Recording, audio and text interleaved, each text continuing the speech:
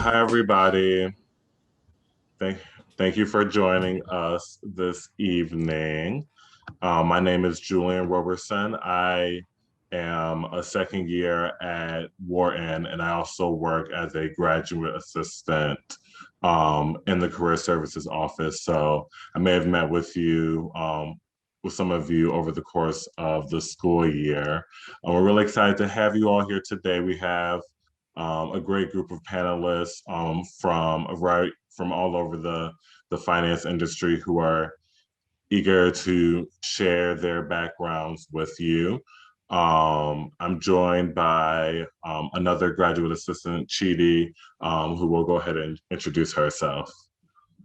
Hi, everyone. So I am the second graduate assistant in the Career Services Office for the College of the Arts and Sciences. As Julian said, we're super excited to have everyone. I think we'll probably maybe wait a couple of minutes, maybe till 7:05-ish until more students trickle in, and then we can get started. But if you guys have any questions in the meantime, feel free to drop them in the chat, and we can make sure that we get them in front of the panelists. But thank you all for joining us.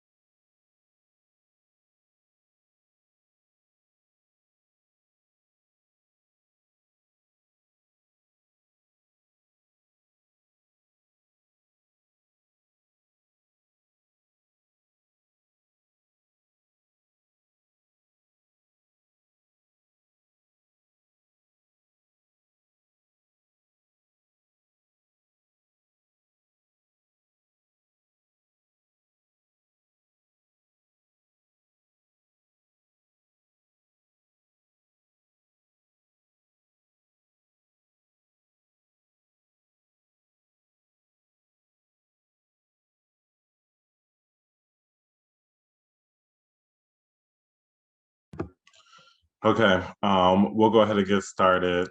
Again, welcome everybody. We're super excited to have you here tonight. So if our panelists could go ahead and introduce yourselves, we'll go by the order that we have here on the screen. And if you could just start off by sharing with us your undergrad, where you went to school for undergrad, your major, where you worked after undergrad in terms of the finance industry and what your specialty was.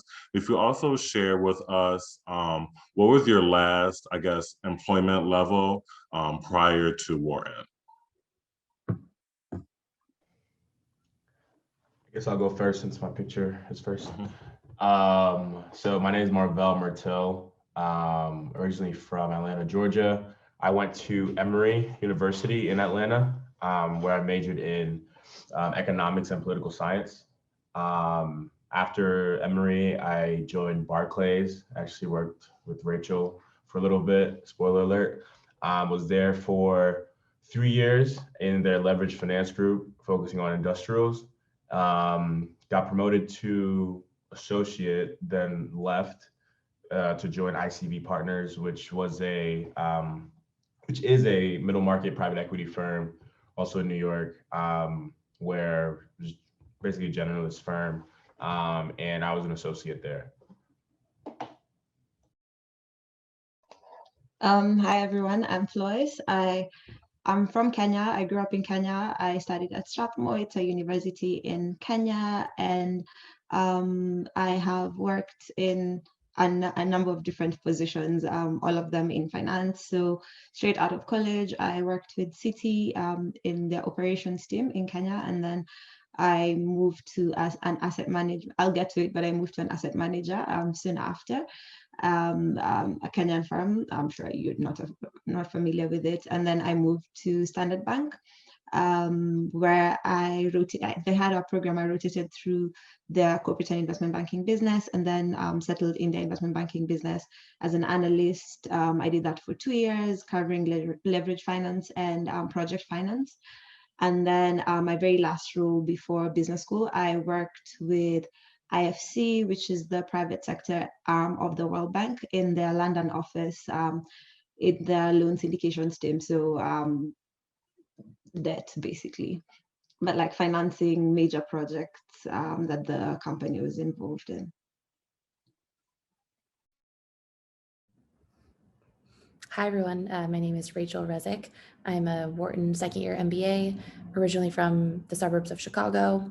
As Morel said, I worked with him at Barclays. I went to Penn undergrad, studied systems engineering, took an analyst role at Barclays in the banking division, first in securitized products, so structuring asset-backed securities. I was seeking a really technical desk at first, but realized that was too niche for me. Moved then in my second year as an analyst to private placements. So running private equity, private debt transactions for our clients. And after I received my associate promotion, I actually decided to leave the firm to go work at Box, an enterprise software company in the Bay.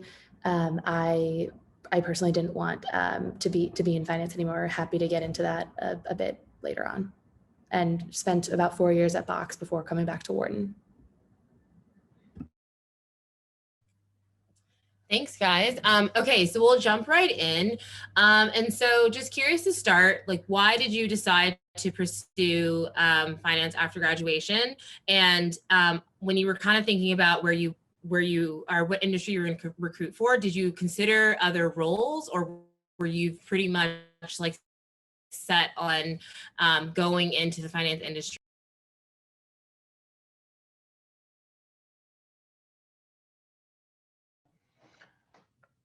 Go first. Can you hear me? Okay. So I actually started college Yes. with the hopes and dreams to become a lawyer. Those were shot down, I wouldn't say like my sophomore year. I had a cousin that was in law school, and he basically told me that I would hate it because he hated it at the time. So from there, that's when I pivoted and picked up my economics major.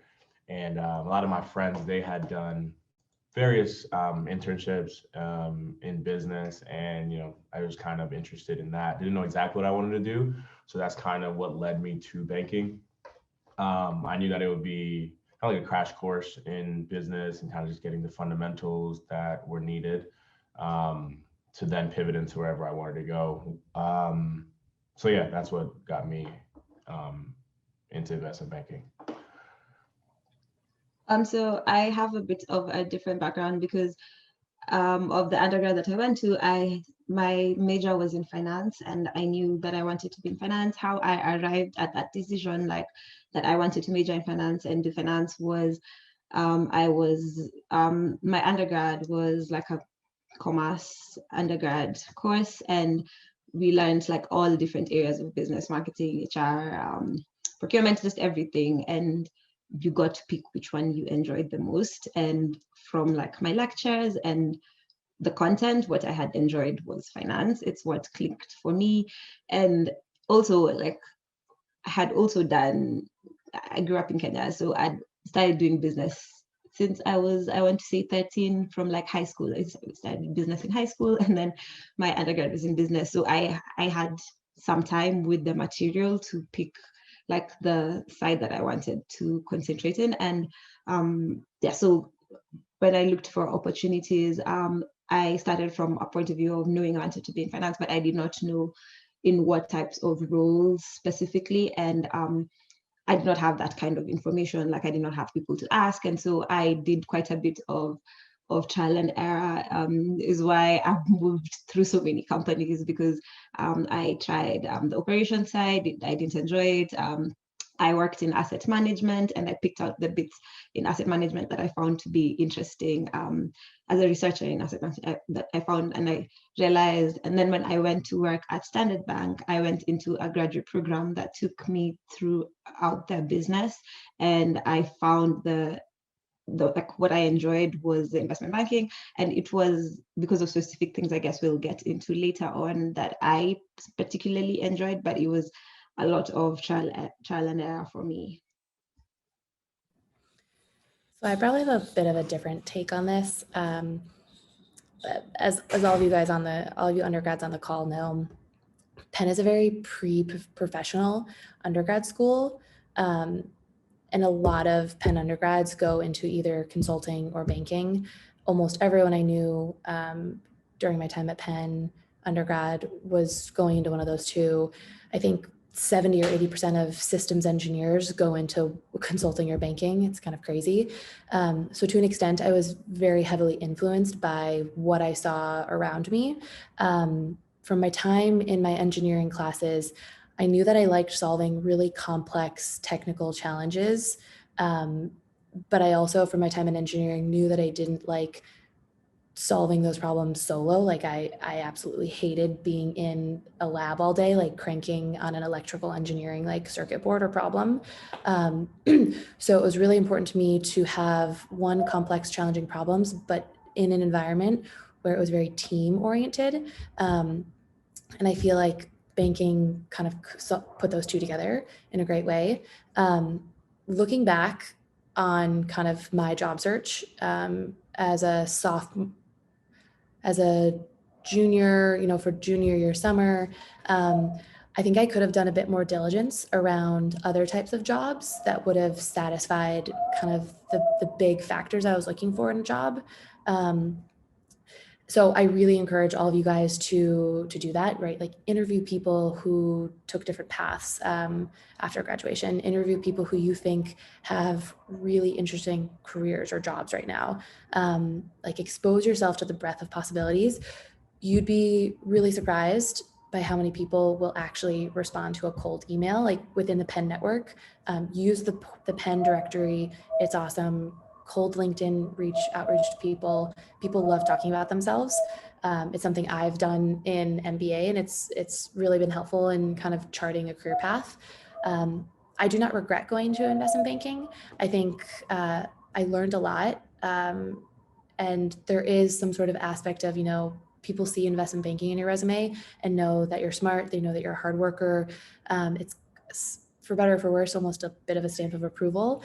But I do think there's a handful of other things that I would have liked just as much, and it would have still gotten me to the place I am today. So don't do banking just because everyone else around you is doing it. My biggest piece of advice.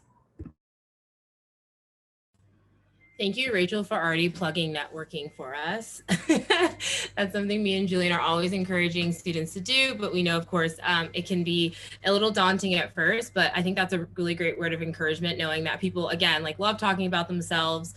They're always willing to help out, especially if they're within the Penn ecosystem. So shifting gears a little bit, so all of you seem to have like pretty technical or analytical degrees. So I went to a liberal arts college, and the students on the line are liberal arts students as well. And I think it's always a challenge thinking about, okay, like how much of what I'm learning in the classroom is something that is like applicable or useful to the job. And so I would love if you guys could just talk a little bit about how much of the content from your coursework did you use in recruiting, but then also like when you got on the day-to-day job. And let's just mix it up a little. And Rachel, do you want to start? Sure.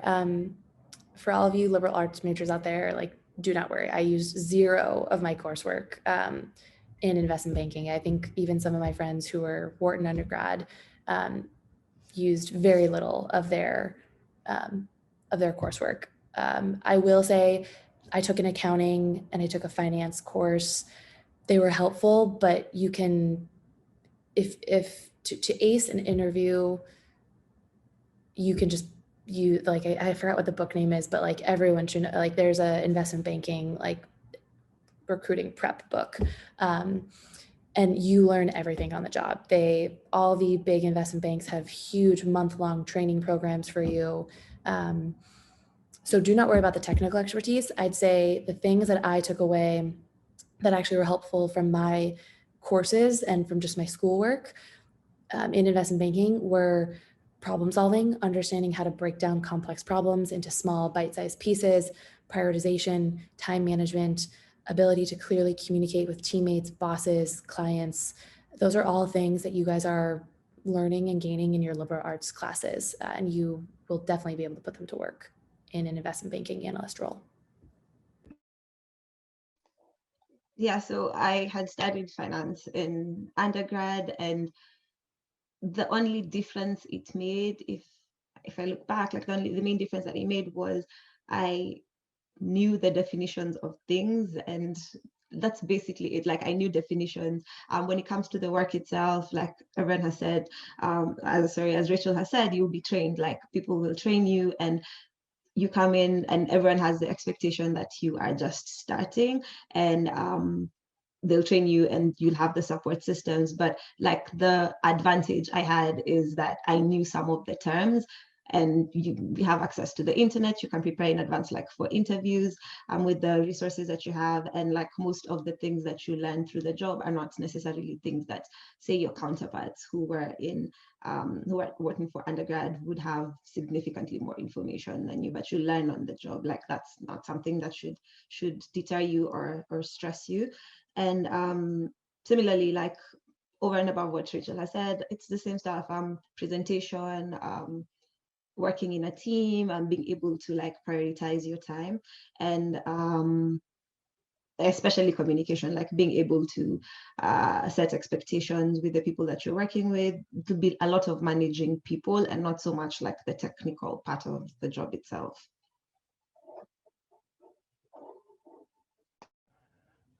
Yeah. So I'll say my undergrad major, so the economics major at Emory is actually in the college, so it's also considered like liberal arts. So the one thing I would say is I had to learn a lot of, I guess, the language of business on my own, so like finance and accounting terms to prep for the interviews. But like Rachel said, the Volt guides are pretty helpful and I think comprehensive for what you encounter in your interviews. That plus I took a corporate finance class, which was also helpful ahead of recruiting. But I will say what was helpful from my program was kind of like, yeah, those soft skills that Floyce mentioned.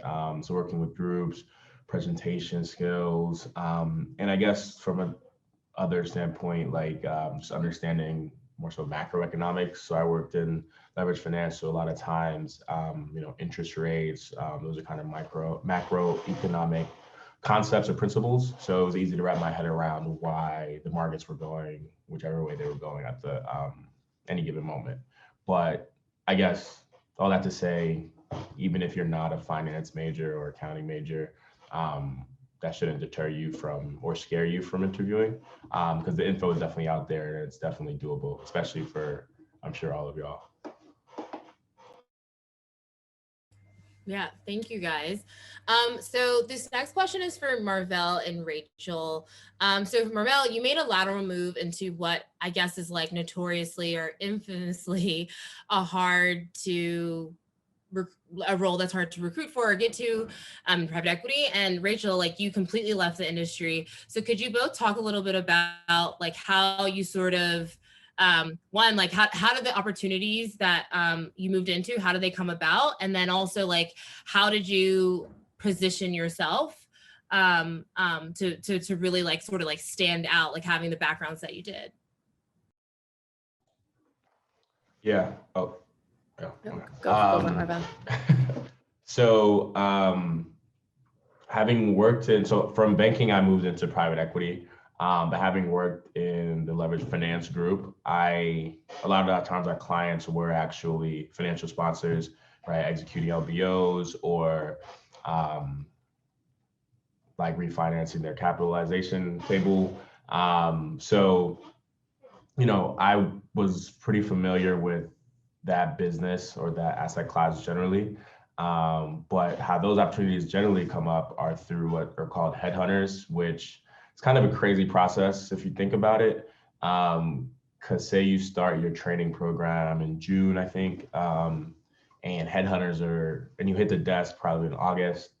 And then headhunters are calling you up in September trying to see if you want to go to private equity, and you have to speak to deal experience that you don't have. And it's extremely competitive. So it's kind of a wild process, you know. So I went through that whole process, but the way I got to ICV actually was, excuse me, from a colleague that I had that used to be at Barclays, then went on to ICV Partners. Funny enough, he's actually a founding partner at Harlem Capital, but he was at ICV and basically gave me the heads up to drop my resume, and I guess the rest is history from there. So that was a little unconventional that I got my job, not through the standard headhunting process, but through a connection, which also happens, but you know, it's less of that structured process or timeline. Yeah, I recall what like Marvell was talking about. I think when you're not even a year into the job as an analyst at an investment bank, headhunters come calling to start the private equity recruiting process. I think it's helpful to understand, at least at most banks, there's like a division between capital markets roles, like what Marvell and I were in, like leverage finance, debt capital markets, equity capital markets, securitized products, private capital, and then there's the typical industry coverage groups. So those are capital markets, you typically focus on a vehicle, so like equity, debt, private placements, leveraged finance. In industry groups, you focus on an industry, and then you work with each of your specific equity capital markets or debt capital markets groups. Typically, I was going through a process of looking at going into private equity. Typically, those headhunters look very specifically for the industry groups because they have the breadth of experience. So that's just something to consider. Personally, I found that the capital markets groups had slightly better work-life balance and were more technical, which is what I wanted in a role. But after kind of making the decision of not wanting to go into private equity, I started just, again, talking with people in my network, understanding what they did. I tried to assess, I decided to go into operations because I saw what my clients were doing in private placements. I was helping early stage companies get early stage growth equity capital. And I thought it was super interesting to be working with founders at tech companies. And I quite frankly liked the problems that they were solving more so than just the single problem that I was solving around helping them get funding. So once I knew I wanted to go into operating, I really just combed my network. I was asking myself what industry I wanted to go into. I don't think I was as intentional as I could have been. A cool opportunity came across my lap to become the chief of staff to the CEO at Box, just through my network. And I'd interviewed for a few other places. This seemed to be a really good fit. I do think it's difficult to come out of investment banking and into a corporation and just know where you want to lie. I do think you're a very competitive candidate, given people just assume that bankers are smart, very hardworking, and can learn things quickly. But that being said, I had no idea when I knew I wanted to do operations. I was like, do I want to do product management? Do I want to do marketing? Do I want to do sales or operations? I had no idea. So for me, going into a chief of staff type role was very helpful. So yeah. Thank you for sharing that. So in the same vein of kind of, I guess, transitioning and changing careers, can you all speak to three or plus or minus valuable skills that you took from your time in finance?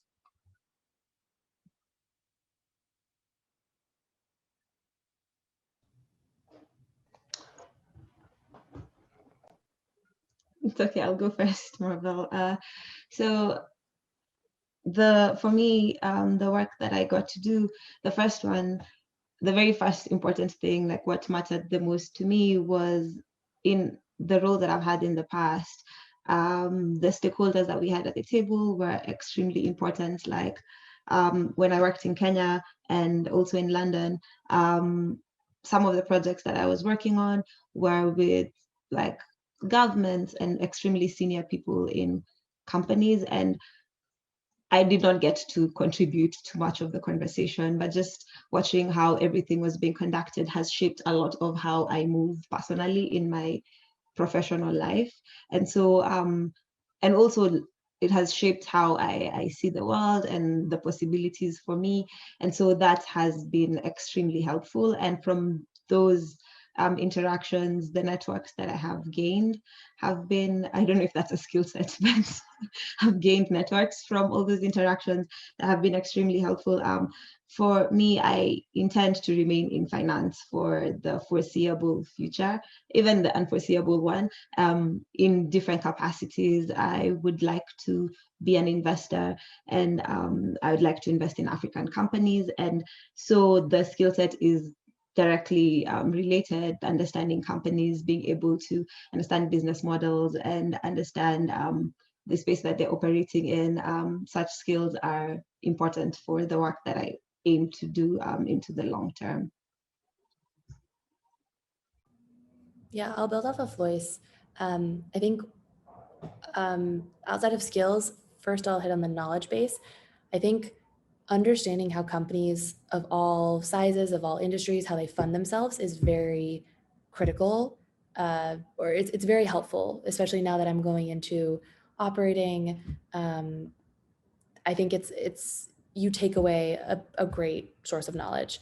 In terms of actual skill sets, I walked away with after just 2 years as an analyst. I think one, the ability to multitask and project manage in very high stress and very fast-paced environments. In capital markets, you're the team actually running the live deals. Those deals move very fast. You're doing a million things a minute. You're trying to make sure the client's happy. You're trying to make sure your senior bankers are happy.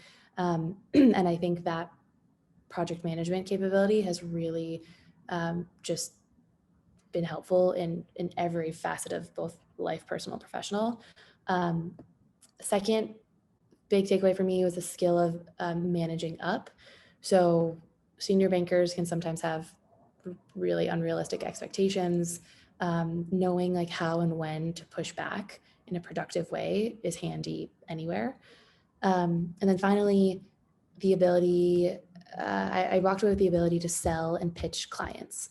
As an analyst, you'll get to attend deal pitches. A few times I even got to be the primary presenter for the banking team on pitching investors on private equity deals, which I found super helpful. And that's a skill you'll take anywhere you go.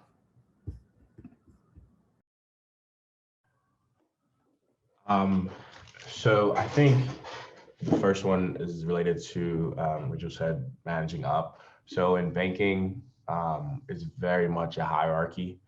And you have several levels of, I guess, command that you kind of got to navigate so that your life is not terrible.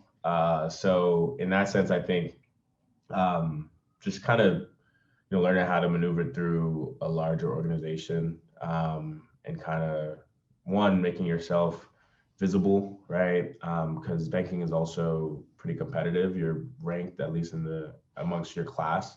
So your bonus is based on how well you perform relative to your classmates. A lot of times that has to do with kind of just having people going to bat for you, I guess. So navigating an organization in that sense and making a case for yourself and being seen or visible.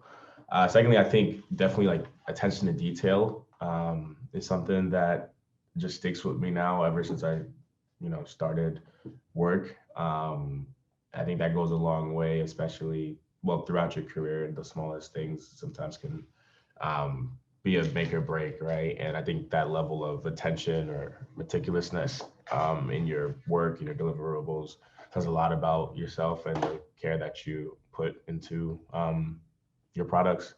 And then I think lastly, honestly, I think if you understand finance and business, it helps you understand business generally. Even just being at Wharton, a lot of the concepts that we discuss in my classes, right? It's not the first time I'm hearing about it. Whereas I think for a lot of my classmates, sometimes, they might not have come across whatever principles we're going over. So that's been helpful as well. And I think that'll continue to be helpful in my career going forward, kind of just that instinctual understanding of what's going on with businesses.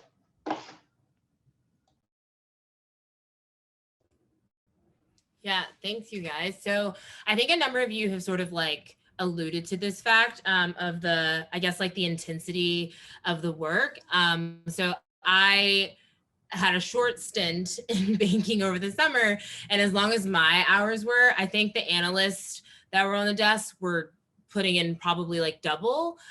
So I think it would be really helpful to hear from you guys how you manage the stress of the role, like both mentally and physically, and like if you guys have any I don't know, like tips or best practices. And I think we'd love to hear from all three of you on this one, just because like this is something that would definitely like vary from person to person. So getting as many perspectives as possible is really helpful.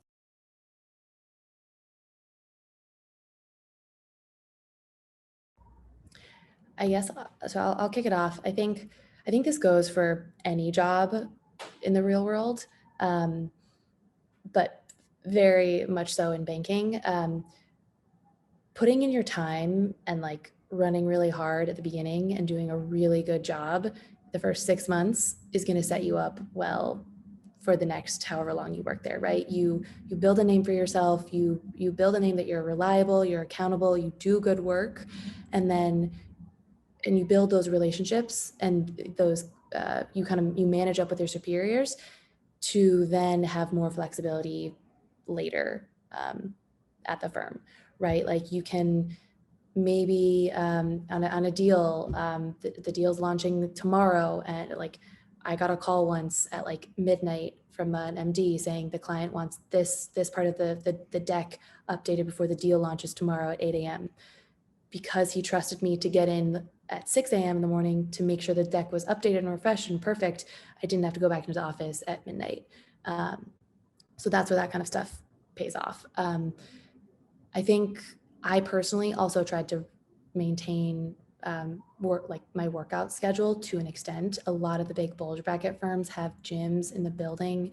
You can go off the desk quickly to go get a workout in. But again, this all is predicated on, I think, building a good relationship with your team and building their confidence in you to get the job and the work done when needed.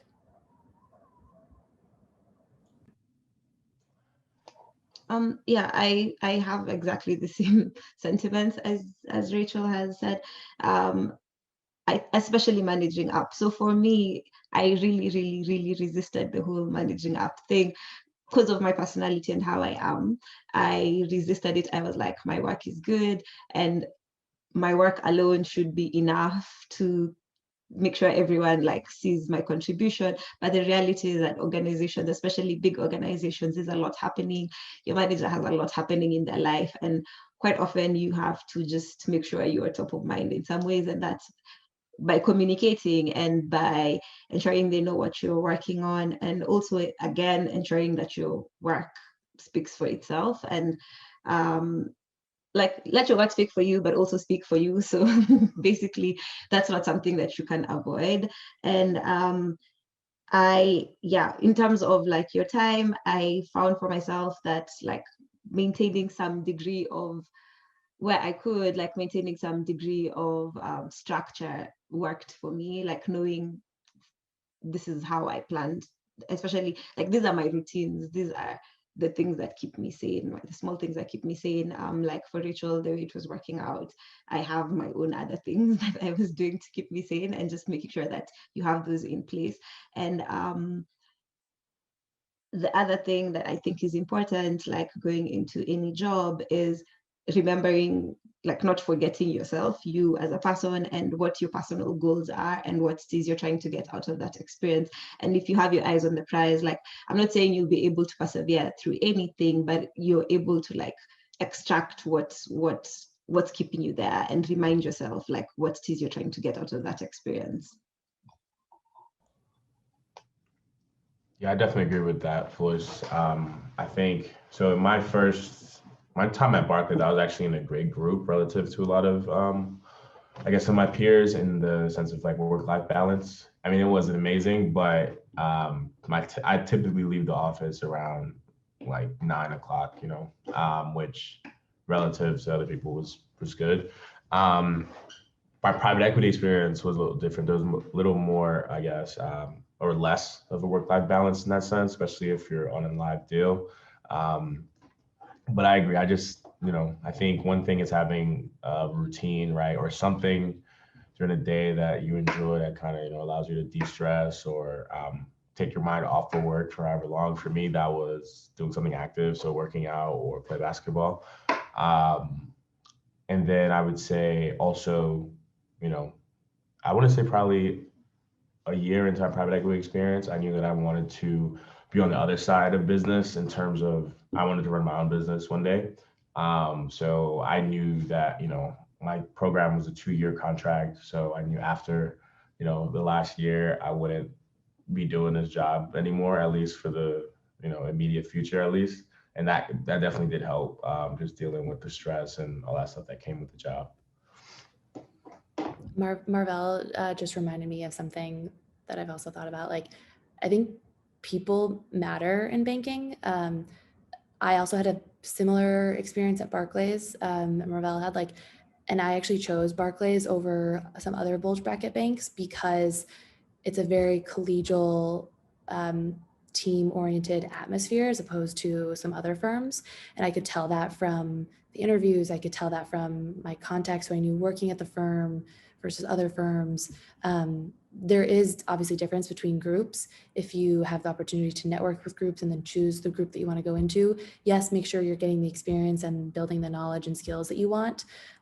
But people do matter, right? Like you're sitting at the desk with these people from 8 a.m.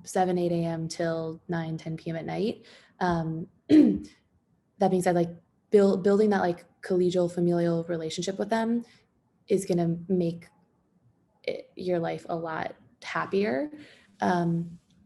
Also just I think every desk is different, but you can learn kind of the ebbs and flows of the work. I know a lot of people who would have 30 minutes downtime, an hour downtime, and literally would go shopping for 45 minutes and do some retail therapy. Other people I did a lot of the time. I went on cookie runs for the desk. We had a favorite cookie bake shop a block or two away from the office. Finding, even if it's 30 minutes of free time, once you know the flow of this schedule and the desk, helps maintain your sanity. Yeah, I totally agree that you have to find those little pieces of joy throughout the workday, and even during school, to be honest. So we'd love to hear a little bit as to why you all decided to pursue an MBA after spending significant time in finance. I know, Rachel, you didn't come directly from finance, but if you have any insight, we'd love to hear that, but definitely want to hear from Floyce and Marvell. And then also, as a follow-up question, we'd love to also hear your plans after business school, whether they be solidified or not.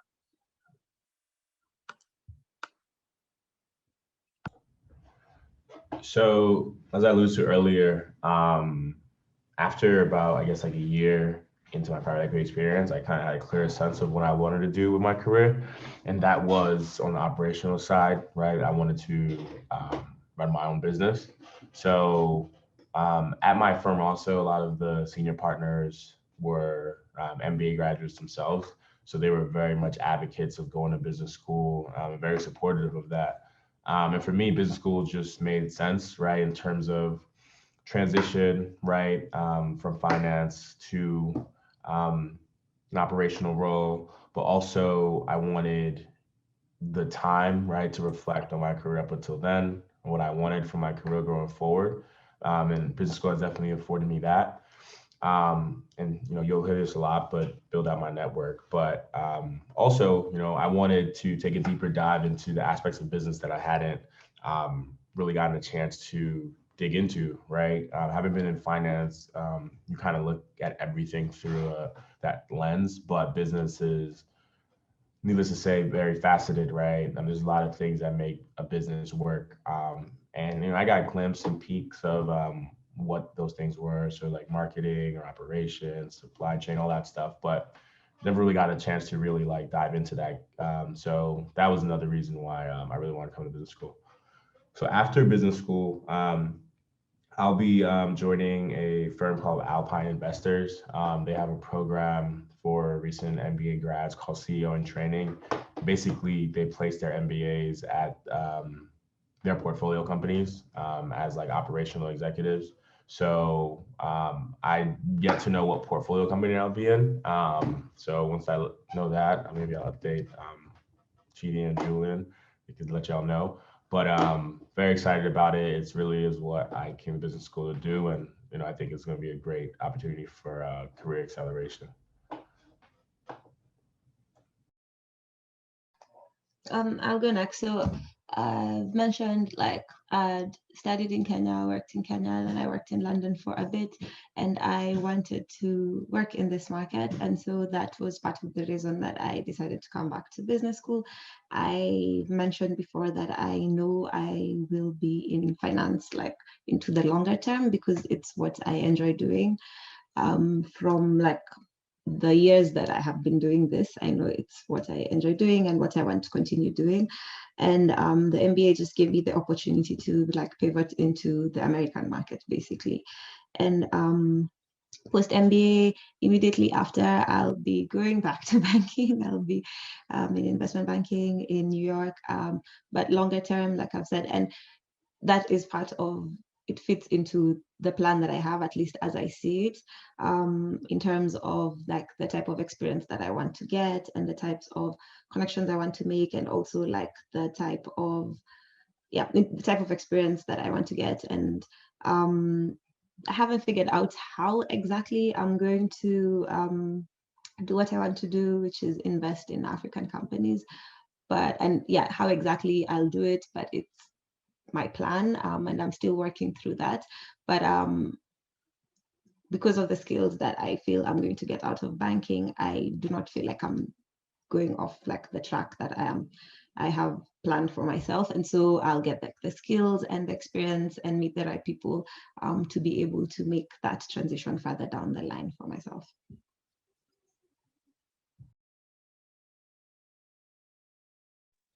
Okay, sorry guys, I had to hop off of video quickly, but the reason why I went to business school was a lot of the people I worked with at Box, a lot of the best leaders and managers had been to business school. And I saw them approach problems within the organization with a really set framework, with handfuls of frameworks that were super helpful, a lot of experience from from looking at case studies and from their internships. They're also, so not only did they bring technical expertise and kind of consulting framework strategy expertises, but they're also really great leaders. And I got a lot of feedback and input that business school is a really good time to practice and fail at leadership.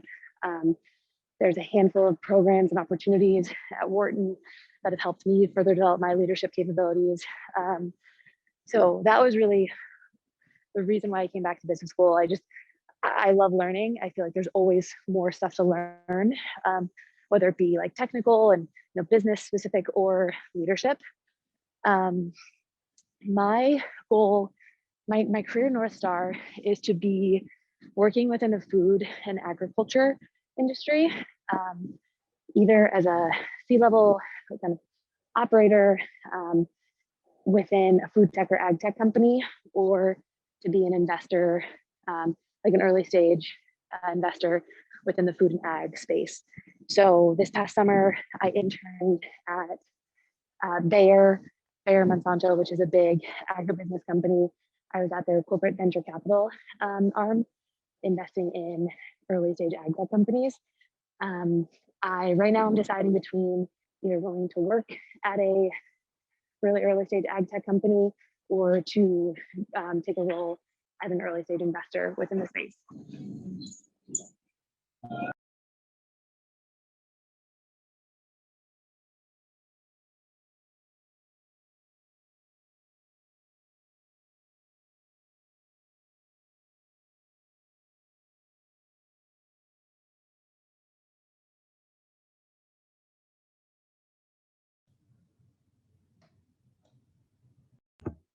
Okay, so before we go to questions from the audience, we'd love to just wrap up to hear if you guys have any final advice on how to excel in the role for somebody who is starting at the junior level.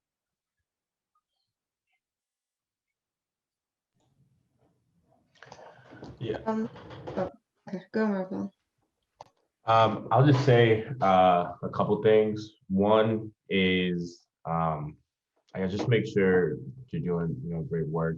That's kind of that is expected, right? I would also say that that's like the base level, right? So banking is a very meticulous job, right? So you have to have extreme, attention to detail. This is what's expected of you, right? Numbers need to make sense. You need to be technically sound. But I'll say, I think at the junior level, what really separates people apart is the EQ component of the job.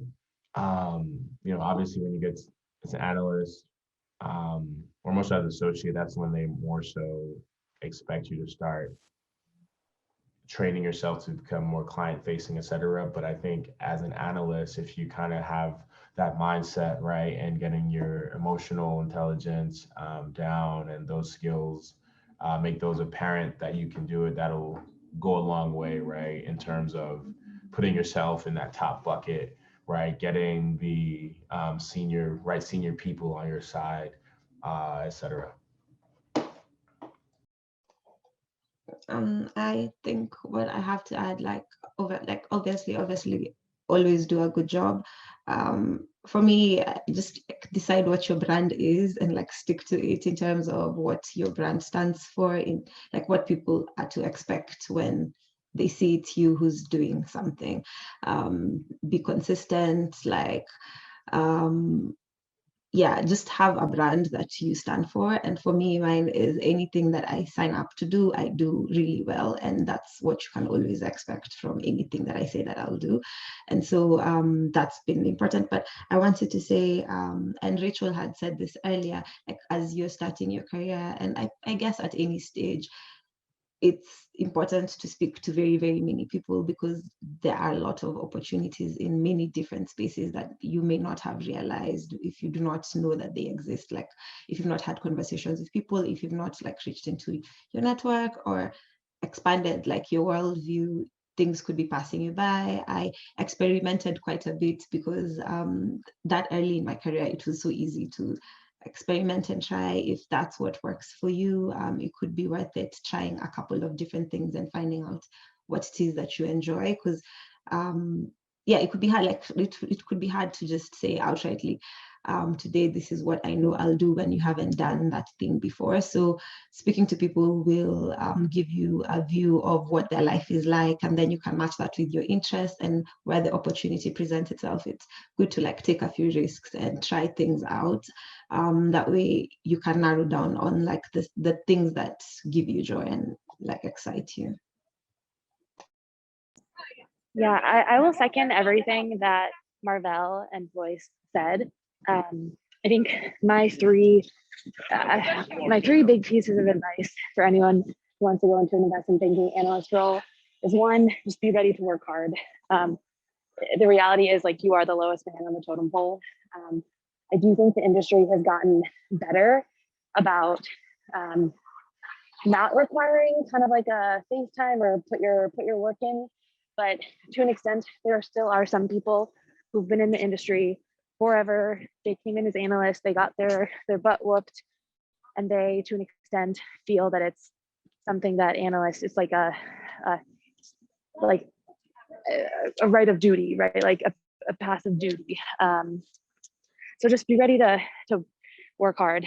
But the second piece of advice I have is to stay positive, right? Like the job is really tough. If you are able to be the person on the desk who boosts morale, and you know, whether it's literally just smiling during a tough day or coming on the desk and saying hi, good morning to everyone, those things add up. Like I said, I would go on cookie runs for the desk, like midday, and bring back everyone a cookie. Like those things, not only for people to do positively, but for you to just boost your own morale. And then third is really, really practice managing up. We've all touched on it. It really can kind of make or break your experience and your performance on the team. And so something I was always told, a good tip I always try to think about in terms of managing up is, you know, ask your boss, in this case it would be your associate, like how they like to be worked with, right? One, like how do they want to receive your questions? You're bound to have a ton of questions when you're working on anything. Do they want you to, for example, aggregate all those questions and save them for like a designated time at the end of the day to ask, for you to ask them all 10 or 20? Or would they rather you just ask them throughout the day as they come up? I know it's like a very small thing, but things like that show respect and show a consideration for other people's work styles can really make a big difference in building relationships.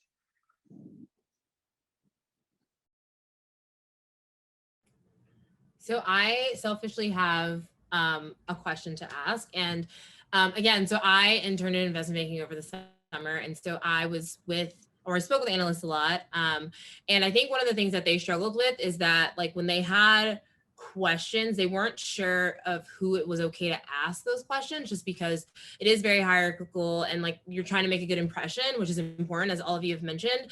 So do you guys have any advice for like, if you are struggling, who do you suggest that you sort of go to for help? And yeah, or even if you guys have like that's personally happened to you and you want to share about that, but I think that would be something really good to address. I mean, personally, I think if not, you know, fellow analysts that might have an answer for you. And the first line of defense would be your associate, if they are helpful people. But yeah, I think you'd rather save, you know, maybe more thoughtful, or I guess just be selective with the questions that you ask the more senior members of your team. But if it's like a small question, your associate, a good associate, would be, you know, open or willing to answer them for you. So hopefully you have one of those. But I think also fellow analysts, you know, maybe in other groups, if it's like just a purely technical question, could also be a pretty good resource. Yeah, Marvell, I agree with that. I think when you're a new employee, especially a new analyst, you have about like 6 months to just like try to get to know as many people as possible, right? You can always use the excuse of, hey, I'm new, I just want to like get to know you, I want to like connect. And I personally tried to get to know everyone on a personal level first. And I kind of would be okay to go with like X, Y. I kind of was looking and had my feelers out for who can I trust, who won't like think I'm stupid for asking this dumb question, etc. So use that time when you're new to just get to know as many people as possible and kind of build your Rolodex of people. I think that's also another thing. I think you can it's helpful to have a wide array of people to go to with individual questions. So you're not bombarding one person with questions all the time, albeit like obviously if you're on a deal with someone, sorry, I'm not so outside of Philly. If you're on a deal with someone, you have to go to them with deal specific questions. But yeah, just building your network can be really helpful. Awesome. Thank you for those parting words of advice, everyone. And again, thank you so much for your time today. I definitely learned more about the finance industry than I knew before.